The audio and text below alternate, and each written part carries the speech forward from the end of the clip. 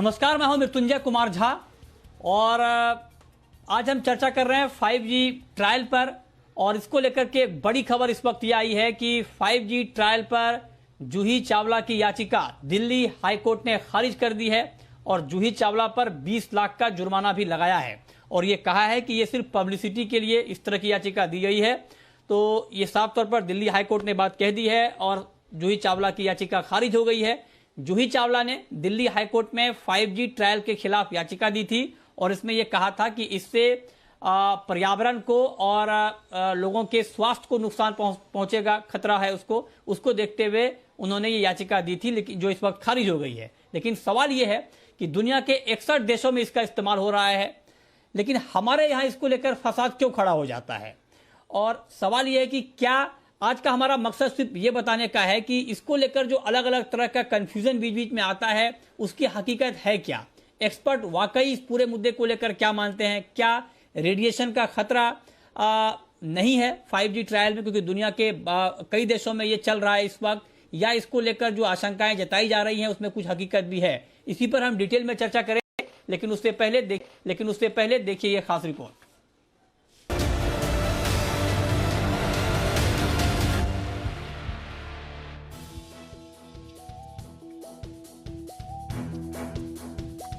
जरा अपने इर्द गिर्द नजर घुमाइए।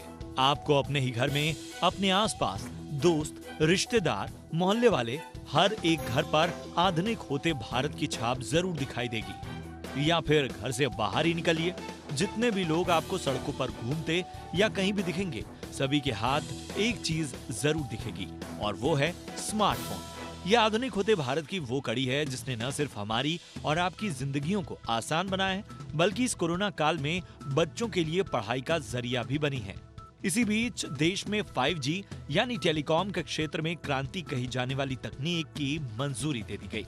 लेकिन इसी के साथ देश में टेलीकॉम रेडिएशन का जिन्न फिर से सिर उठा रहा है।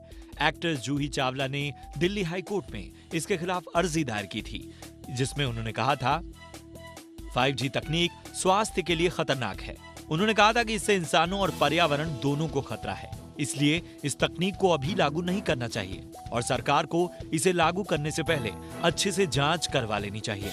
हालांकि दिल्ली हाईकोर्ट ने इसे ये कहते हुए खारिज कर दिया कि ये सिर्फ मीडिया पब्लिसिटी के लिए है। हालांकि ये कहना कि मोबाइल रेडिएशन पर कोई शोध नहीं हुआ है या फिर मोबाइल रेडिएशन से इंसानों को कोई खतरा नहीं, पूरी तरह से गलत होगा। ऐसा इसलिए भी क्योंकि कोरोना काल में मोबाइल के इस्तेमाल पर आई एक रिपोर्ट कहती है कि मोबाइल का ज्यादा इस्तेमाल शरीर पर बुरा असर डाल रहा है, जिसका असर सिर्फ आंखों पर नहीं बल्कि दिमाग पर भी पड़ रहा है। लोग आजकल सिर में दर्द की शिकायत कर रहे हैं। मोबाइल के ज्यादा इस्तेमाल से लोगों को सोने में भी परेशानी आ रही है और चीजों को याद रखने में भी दिक्कत हो रही है। इसके साथ ही गर्दन में दर्द और थकान की शिकायत भी बढ़ी है। वहीं कुछ जानकारों का यह भी कहना है कि मोबाइल रेडिएशन से लोगों को कोई खतरा नहीं है। उनके मुताबिक रेडियो तरंगे दो तरह की होती हैं, आयोनाइजिंग और नॉन आयोनाइजिंग। आयोनाइजिंग वो तरंग होती है जिनसे रेडिएशन का खतरा ज्यादा होता है, जैसे कि एक्सरे या गामा किरणें। इन किरणों का शरीर पर बुरा असर पड़ता है। वहीं मोबाइल फोन और उनके टावर से नॉन आयोनाइजिंग किरणें निकलती हैं, जिनका शरीर पर कोई खास असर नहीं होता। WHO भी कहता है कि इन किरणों के संपर्क में आने से शरीर की त्वचा का तापमान बढ़ जाता है और इस्तेमाल की जा रही टेक्नोलॉजी से मानव शरीर के तापमान के नहीं के बराबर बढ़ोतरी होती है। WHO के मुताबिक अगर रेडिएशन अंतरराष्ट्रीय मानकों के अंदर है तो घबराने वाली कोई बात नहीं। यहाँ पर हमें एक बात समझनी होगी कि देश को तरक्की के लिए आधुनिक तकनीक चाहिए, फिर चाहे वो टेलीकॉम के क्षेत्र में हो, विज्ञान के क्षेत्र में हो या फिर किसी दूसरे क्षेत्र में। तकनीक का विकास ही हमें आगे ले जाएगा। लेकिन एक बड़ा सच ये भी है कि किसी भी तरक्की के लिए सेहत और इंसानी जिंदगियों को खतरे में नहीं डाला जा सकता। ब्यूरो रिपोर्ट, जी मीडिया।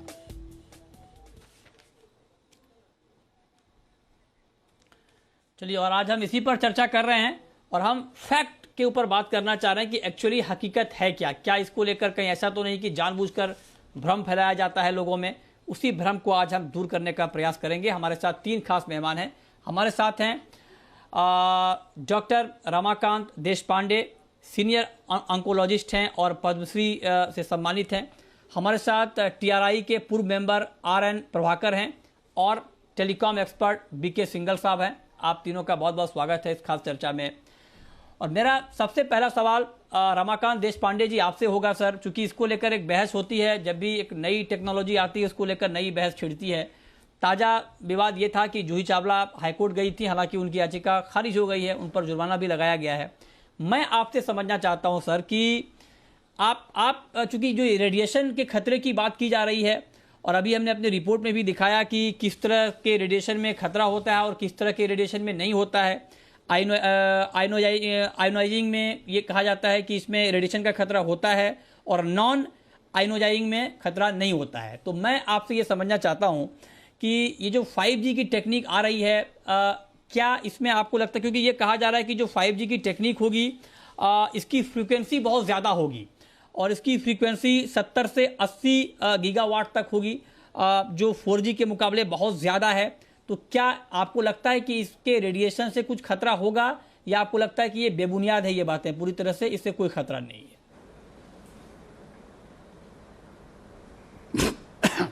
देखिए 1980 में ये 1G से ये कम्युनिकेशन का सिलसिला शुरू हो गया और हर 10 साल में एक G बढ़ता गया है।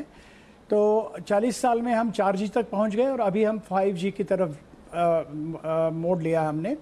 तो इसे थोड़े फ़ायदे ज़रूर है। एक क्या है कि इसका फ्रीक्वेंसी इतना है कि ये बहुत फास्ट ट्रैवल कर सकता है, इसमें लेटेंसी बिल्कुल नहीं होती, यानी इतनी फास्ट ये ट्रैवल करेगा कि इसमें गैप ही नहीं आएगी। अच्छा। कंटिन्यूस आप इससे मैसेजेस वगैरह दे सकते हैं। और इससे जो हम जो बात करते हैं, जैसे कि रोबोटिक सर्जरी, आप यहाँ बैठे हो, आप अफ्रीका में रोबोटिक सर्जरी कर रहे हो, तो ये सारा पॉसिबल हो सकता है। इससे कोई खतरा है क्या? देखिए, दुधारी तलवार जो होती है उससे सबको खतरा तो होगा, लेकिन उससे वो कैसे इस्तेमाल की जाए इसके ऊपर उसका डेंजर आप कंटेन कर सकते हैं। ऐसे कहा जाता है कि इससे थोड़ी स्किन रिएक्शन हो सकती है, बदन में दर्द हो सकता है, कंसंट्रेशन में प्रॉब्लम हो सकते हैं, लेकिन ये आयोनाइजिंग रेडिएशन नहीं, इससे कैंसर होने का वगैरह खतरा ऐसा नज़र नहीं आता। आज तक ऐसा कोई कोरिलेशन एस्टेब्लिश हो नहीं पाया। ये ऐसी चीज़ें 4G के बारे में बताई गई थी, लेकिन ऐसा कोई बड़ा कोई रिपोर्ट ऐसा नहीं आया जिससे कैंसर का रिस्क बताया गया है। ओके, तो ये आपने बहुत क्लियर कर दिया अपने पहले जवाब में ही कि ये आयोनाइजिंग नहीं है, मतलब आप ये कह रहे हैं कि नॉन आयोनाइजिंग है और इससे कैंसर का खतरा नहीं है। ये बात आपने कहा कि इसका कोई प्रमाण अब तक मिला नहीं है। ये आपने बहुत महत्वपूर्ण बात कही सर, क्योंकि इसी को लेकर लगातार कन्फ्यूजन भी फैलता है और लोग अलग अलग तरह के सवाल खड़े करते हैं इस पूरे मसले को लेकर के।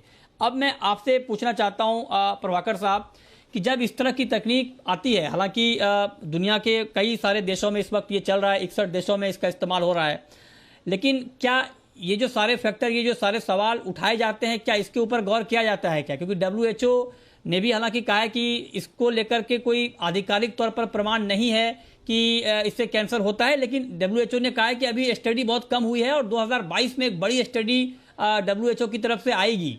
तो अगर मान लीजिए उस स्टडी में अगर कुछ कहा जाता है, तब इस पूरी टेक्नोलॉजी को लेकर के फिर किस तरह से हम आगे बढ़ पाएंगे?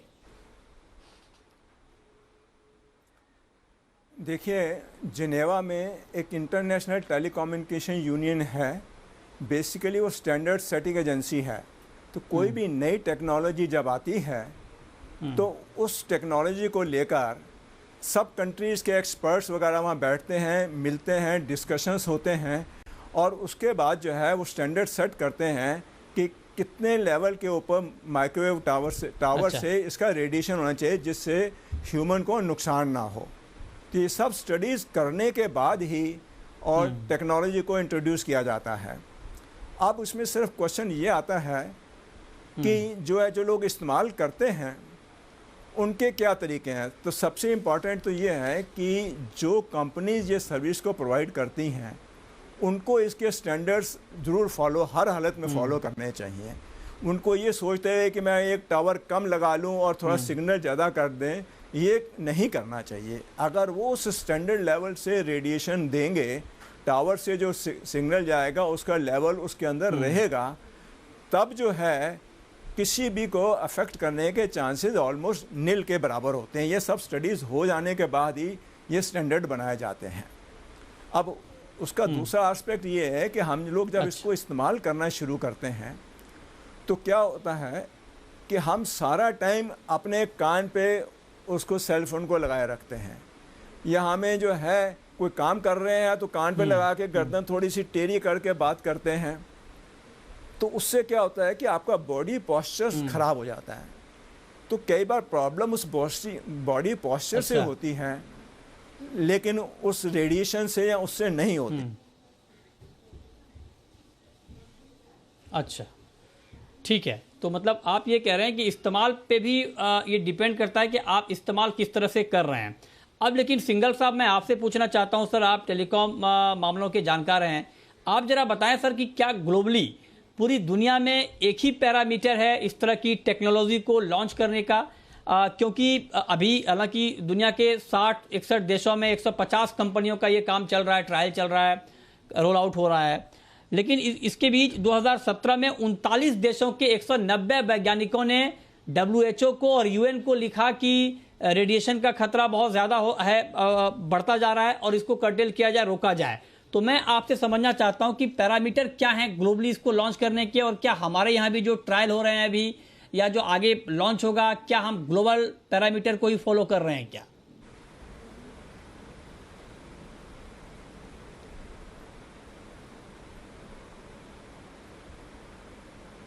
देखिए, मिस्टर प्रभाकर ने कहा, सिंघल साहब, देश पांडे ने कहा है, जो रेडिएशन के खतरे हैं इस पर काफी विवाद हो चुका है। तक जो रिपोर्ट्स हैं, जो कि 4G की तक की रिपोर्ट्स हैं, उनके मामले में जो है कोई नेगेटिव रिपोर्ट अभी तक नहीं है, क्योंकि जो 4G की फ्रिक्वेंसीज थी और जो 4G की पावर रेडिएशन थी, उनके पैरामीटर्स जैसे मिस्टर प्रभाकर ने बताया, ITU ने सेट कर दिए थे, तो उसके मुताबिक और उसके तहत इंस्टॉलेशन हुई है। तो उसमें अभी तक ऐसा कुछ देखने को नहीं आया। लेकिन आपको मैं एक उदाहरण दूंगा कि यही फ्रिक्वेंसी अगर बहुत ज्यादा पावर से रेडिएशन हो और अगर कोई इनकी बीम के बीच में आ जाए तो उसको बहुत खतरा होता है। आपको एग्जांपल देता हूँ कि हमारे माइक्रोवेव स्टेशन जो है, जिनमें 100 फुट के एंटेना लगते थे, उनमें सैटेलाइट पर सिग्नल भेजने के लिए काफी पावरफुल बीम छोड़ी जाती थी।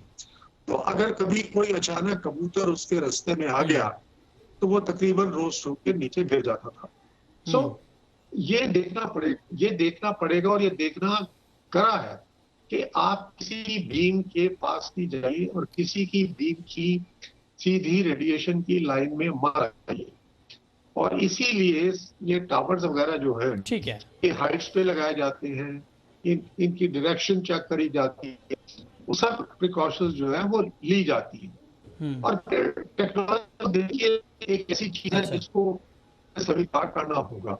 लेकिन जो 5G का मामला है, मैं थोड़ा सा उस पर आपको गौर फरमाना चाहूंगा कि 5G में जो तो जी के वो 3 या 4 गीगाहर्ट्ज या 5 गीगाहर्ट्ज होगी, उन पे तो एक्सपेरिमेंटेशन काफी हो चुकी। लेकिन जो अल्ट्रा मिली वेवलेंथ की फ्रिक्वेंसीज हैं, जैसे ये 28 गीगाहर्ट्ज या उससे भी ज्यादा की जो है, वो उनकी डेंसिफिकेशन जो है उस पर विवाद चल रहा है। उनकी डेंसिफिकेशन जो है वो खतरनाक हो सकती है। इस पे कई देशों ने रिसर्च भी किया है और उसकी जो एडॉप्शन है आज की तारीख में इतनी ज्यादा नहीं है। मैं आपको एक आंकड़ा बताता हूँ कि यूनाइटेड स्टेट्स ऑफ अमेरिका में जो अभी तक जो अल्ट्रा मिलीमीटर वेव की डिप्लॉयमेंट है, लगाया गया है, वो सिर्फ 0.5% है। बाकी जो है सारे जो ऑपरेटर्स हैं वो तकरीबन मिड बैंड लगा रहे हैं या लोअर बैंड लगा रहे हैं। और एक दूसरी मैं आपको ये बात कहना चाहूंगा कि ये जी सर 5G की 5G चीज क्या है? You see, 5G is being projected इसको जो दिया जा रहा है उसका कि हमारे को बैंडविड्थ जो है वो कई गुना मिलेगी। मेरा विचार ये है कि आप सिर्फ एक 5G वायरलेस के जरिए को क्यों देखते हैं? फाइबर प्लस फिक्स वायरलेस भी देख सकते हैं, फाइबर टू होम भी देख सकते हैं, फाइबर विद कोएक्शियल केबल भी देख सकते हैं। After all it is a delivery of bandwidth. मैं आपसे जो आप बात कर रहा हूँ, मैं 4G पे नहीं हूँ, मैं फाइबर पे हूँ। जी सर, मुझे जी सर। 25 MB मिल रहा था। तो इसलिए ये भी सोचना होगा कि अगर मान लीजिए इस पे डेंजर हो सकता है, ठीक है सर, तो देयर ठीक आर है। Alternatives available by which 5G can be delivered. अब डॉक्टर साहब, मैं आपसे एक बात पूछना चाहता हूं सर, देश पांडे जी, कि जरा आप अगर हमारे दर्शकों को डिटेल में बता पाएं। 4G तकनीक की अभी बात हुई, जिक्र हुआ। 4G की जो फ्रीक्वेंसी थी वो सर मेगाहर्ट्ज में होती थी, और बहुत अगर मैक्सिमम गया तो 2.5 गीगावाट तक जाती थी। लेकिन इसमें कहा जा रहा है 5G में कि ये 70 से 80 गीगावाट तक इसकी फ्रीक्वेंसी होगी, मिलीमीटर वेव्स में होगी। तो क्या इसको मेजर, मतलब अगर मैं ये आपसे पूछना चाहूँ कि अगर ये 70 से 80 गीगावाट होती है तो क्या इसको आयोनाइजिंग माना जाएगा, नॉन आयोनाइजिंग माना जाएगा? इस पर सर कुछ क्लियर कट है क्या? जी, इसे नॉन आयोनाइजिंग ही माना जाएगा। लेकिन बात ऐसी है कि गवर्नमेंट कभी कभी क्या करती है कि जहाँ कहीं भीड़ हो जाती है तो भीड़ को दूर करने के लिए थोड़ी pain causing kind of radiation जो यूज़ करती है, जैसे हथियार यूज़ करती है, उसी एरिया में ये 5G वर्क करेगा। लेकिन ये 5G का जो नेचर है वो नॉन आयोनाइजिंग ही रहेगा। इसका मतलब है ये वेपन जैसा नहीं चलेगा। लेकिन इसके बेनिफिट्स आप देख लीजिएगा। एक तो इसकी कनेक्टिविटी बहुत ज़्यादा है, यानी आप जो इंस्ट्रूमेंट टू इंस्ट्रूमेंट जो कनेक्शन है, आप जो मॉनिटरिंग कर रहे हैं पेशेंट का, या कोई इंस्ट्रक्शंस आप दे रहे हो किसी मशीन को, तो इसमें ना कोई खंड पड़ने से पहले ही वो इंस्ट्रक्शन वहाँ पे पहुँच जाएगी। आज अगर देखिएगा कि रोबोटिक सर्जरी जो होती है इसमें एक्सपर्टीज़ बहुत ज़्यादा लगती है। बहुत कम सर्जन्स होते हैं जो रोबोटिक सर्जन में बहुत बड़े एक्सपर्ट हो। तो जाहिर है कि इनकी एक्सपर्टीज छोटे छोटे गाँवों में पहुँच नहीं पाती। मशीन पहुँच जाएगा, आदमी नहीं पहुँच पाएगा। लेकिन आज अगर 5G आपके पास है, अगर 4G से आप ये कम्युनिकेशन करने की कोशिश करेंगे, भाई आपने रोबो लगा लिया, इंस्ट्रूमेंट चले गए, और फिर बाद में अगर अपना नॉर्मल कम्युनिकेशन हो जाए, जो 3G है 4G है, अगर उसमें खंड पड़ गया, जो बीच में ऑपरेशन में खंड पड़ गया, तो आप सोच सकते हैं कि कितना बड़ा डिजास्टर होगा। तो ऐसी चीज़ें और ऐसे माहौल 5G से नहीं बनेंगे। ये क्या है कि लेटेंसी जो होती है बिल्कुल ना के बराबर होगी, फ्रीक्वेंसी जो है बहुत अच्छी रहेगी, कंटिन्यूएशन ऑफ मैसेजेस करेक्ट रहेगा। तो आप एक जगह बैठ के दूसरी जगह आप ऑपरेट करने में आपको बहुत अच्छी सुविधा रहेगी और सेफ्टी भी रहेगी। दूसरी बात ऐसी है कि कोई भी पेशेंट का अगर आप मॉनिटरिंग करना चाहते हो तो वो एक सेंट्रल मॉनिटर से आप मॉनिटरिंग कर सकते हो। उसको इंस्ट्रक्शन भी देख सकते हो। तो जाहिर है कि जैसे एडवांस बढ़ता जाएगा, हो सकता है कि एक साधन आप पेशेंट के बॉडी में इंस्टॉल कर दो और उसे अगर आप इंस्ट्रक्शन मेन यूनिट से दे दो, तो हो सकता है कि अगर किसी का हार्ट बंद पड़ रहा हो तो उसे वहीं के वहीं शॉक देके आप उसकी ज़िंदगी बचा लो। तो इसमें बहुत सारे, यानी हो सकता है कि इसमें थोड़े दुर्गुण हो, लेकिन इसके गुण भी बहुत ज़्यादा है। तो इसके लिए हमें ये वे करके देखना पड़ेगा कि अगर इसमें कोई तकलीफ है तो कैसी तकलीफ दूर की जाए, लेकिन ये यूज़ करने में बहुत ज़्यादा फायदे हैं। हाँ, आप कह रहे हैं कि इसमें यूज़ करने में, इस्तेमाल करने में ज़्यादा फ़ायदा है, और अगर कोई तकलीफ होगी तो उसको देखा जाएगा, लेकिन अभी तक के हिसाब से कोई तकलीफ दिख नहीं रही है। अब मैं सर आपसे पूछना चाहता हूं प्रभाकर जी कि सर इसमें यह कहा जा रहा है कि 5G तकनीक में टावर बहुत ज़्यादा लगेंगे, तो क्या टावर लगाने को लेकर भी कोई प्रोटोकॉल है क्या, कि रिहायशी इलाकों में कितने टावर होने चाहिए, कितनी दूरी पर होने चाहिए, और उसके क्या नुकसान या क्या मतलब उससे जो साइड इफेक्ट हो सकते हैं, इसको लेकर सर कोई प्रोटोकॉल है क्या टावर को लेकर? हाँ, इसी में एक तो यह है कि टावर जब लगेंगे तो वो उस हिसाब से लगेंगे कि उनको सर्विस कैसे देनी है ताकि इंटरप्शन फ्री रहे, क्योंकि इसमें कुछ ऐसी सर्विसेज होंगी जिसको आप टॉलरेट नहीं कर सकते हो कि उसमें या ब्रेक हो। जैसे आप ऑटोमेटिक गाड़ी चल रही है, आप बैठे हुए हैं, आपने फीड कर दिया, गाड़ी अपने आप चल रही है, या जैसे डॉक्टर देश पांडे ने बताया कि ऑपरेशन चल रहा है, तो उसमें अगर इंटरप्शन नहीं होना है तो टावर नज़दीक लगेंगे। लेकिन उन सबको देखते हुए जो स्टैंडर्ड तय किए जाते हैं उसमें ये सब चीज़ें देखी जाती हैं। और ये नहीं है कि एक बार स्टैंडर्ड तय कर दिए गए ITO द्वारा उसके बाद सब लोग निश्चिंत होकर सो जाते हैं, नहीं। अच्छा।